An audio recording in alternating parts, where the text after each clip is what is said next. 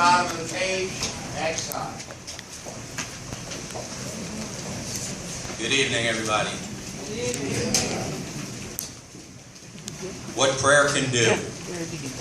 Prayer cannot mend a broken bridge, rebuild a ruined city, or bring water to parched fields. Prayer can mend a broken heart, lift up a discouraged soul, and strengthen a weakened will. When I was first given this assignment, my initial thought was a quote that I had heard from Rabbi Abraham Joshua Heschel. It says that prayer may not save us, but prayer may make us worthy of being saved. That is something that I had read almost 2 years ago and I continue to think about. But it was the morning after being given this assignment, during my morning prayers, when I knew what I was going to drosh about. What has prayer done for me personally? I think back to Yom Kippur of 2010. It was during the 26th year of my incarceration. I was living in a dorm inside of a prison, a place where being Jewish is not appreciated by those around you. I had not been a very observant Jew, but I knew the importance of Yom Kippur.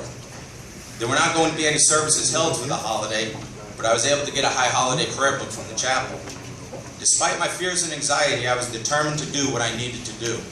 Pray to God for forgiveness and atonement for my sins. When the time came, I began my fast and started to read the prayers of Kol Nidre. I spent about 4 hours that evening and 13 hours the next day, Yom Kippur, standing at my bunk reading the high holiday prayers. During that time, something amazing had happened to me. I felt a connection that I had never felt before. That connection was not only to God, but to my generations that had said these prayers before me. At first, I was very afraid and concerned for my safety, but as time passed and I focused on the prayers I was reading, resolve had set in me. I was going to see this through no matter what. The sins I was asking atonement for, to me, were very serious and numerous. But sin is sin, and if I could be forgiven for one, I could be forgiven for them all. With purpose and intention, I read on. My soul cried out, for these sins and for others which we repent, forgive us, pardon us, grant us atonement. At the end, after reading the entire book and fasting for 25 hours, I was tired. But for the first time in my life, even though I was locked inside of a prison, I felt free. The burden of shame, remorse, and guilt that I had been carrying for many years had been removed from me. I had made atonement and knew that I was forgiven for my sins.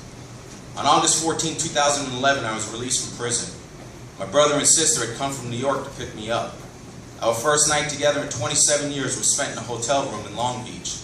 Amidst the hugs and tears of the evening, the three of us huddled together. I donned the yarmulke that they had brought to me. It was the yarmulke for my bar mitzvah. As we hugged each other tightly, I began to recite the Kaddish Atom, the mourner's Kaddish. My mother had passed away 8 days prior. There had been 8 deaths in my family during my incarceration, but this was the first time that I could be with my family and pray. So what can prayer do for me? It has mended my broken heart. It has lifted up my discouraged soul, and it has strengthened my weak will. But it has also brought me closer to God, my family, and this community. It has given me the strength to face and walk through my fears. Prayers has been a source of comfort and peace in times of distress, and has helped to heal my soul. L'Shana Tova.